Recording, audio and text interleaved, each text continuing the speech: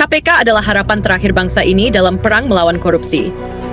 Tapi sejak hari pertama berdiri, lembaga ini justru menjadi target serangan paling gelap dalam sejarah hukum Indonesia.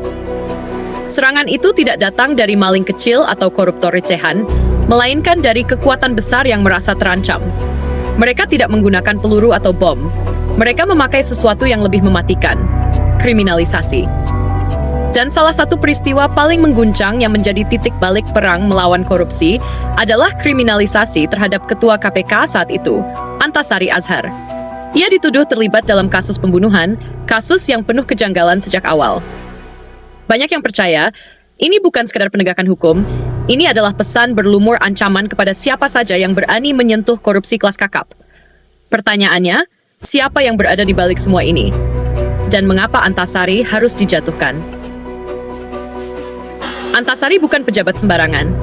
Ia dikenal tegas, keras, dan tidak bisa dibeli. Di bawah kepemimpinannya, KPK tidak pandang bulu.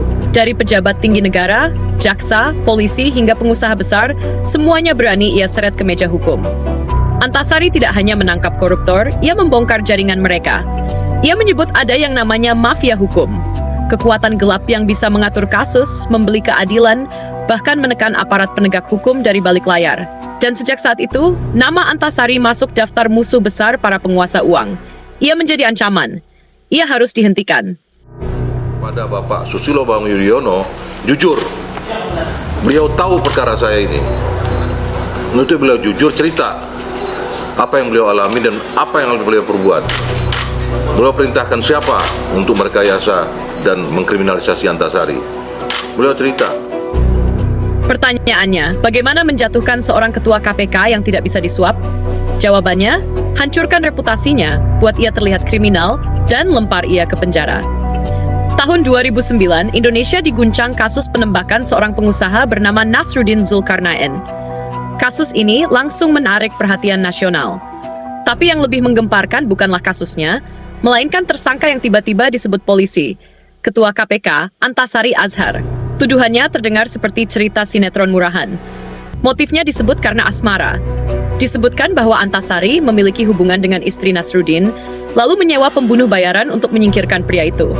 Cerita ini membuat heboh media. Tapi saat diperiksa, banyak yang merasa ada sesuatu yang tidak beres. Motifnya janggal. Konstruksi ceritanya terlalu dipaksakan.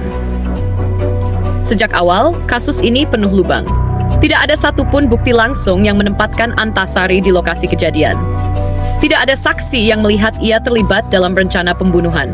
Tuduhan hanya bergantung pada satu hal, pesan singkat misterius yang disebut dikirim Antasari. Namun, yang mengejutkan, pesan itu bahkan tidak pernah bisa dibuktikan asalnya. Bukti elektroniknya lemah. Rekam digitalnya cacat. Sumbernya tidak jelas. Tapi entah mengapa, kasus terus dipaksakan. Lebih aneh lagi, beberapa saksi tiba-tiba menghilang. Ada yang mencabut kesaksian, ada yang mendadak bungkam.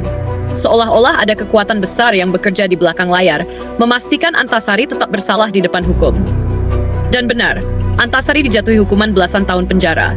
Ia mengaku dizalimi.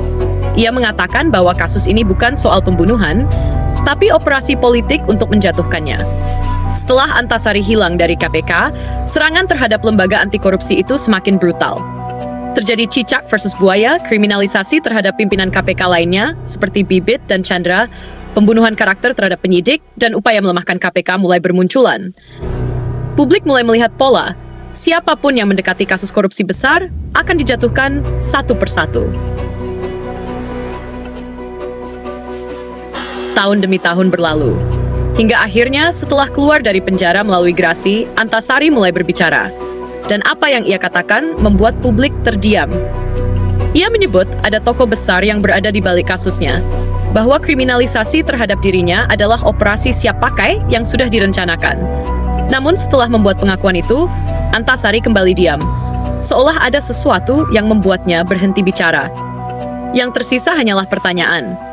Jika seorang ketua KPK saja bisa dijatuhkan dengan mudah, lalu siapa yang sesungguhnya berkuasa di negeri ini? Jika hukum bisa diarahkan, apakah keadilan masih ada? Dan yang paling menakutkan, apakah KPK masih punya harapan untuk bertahan dalam perang melawan korupsi, atau ini hanyalah awal dari kehancurannya?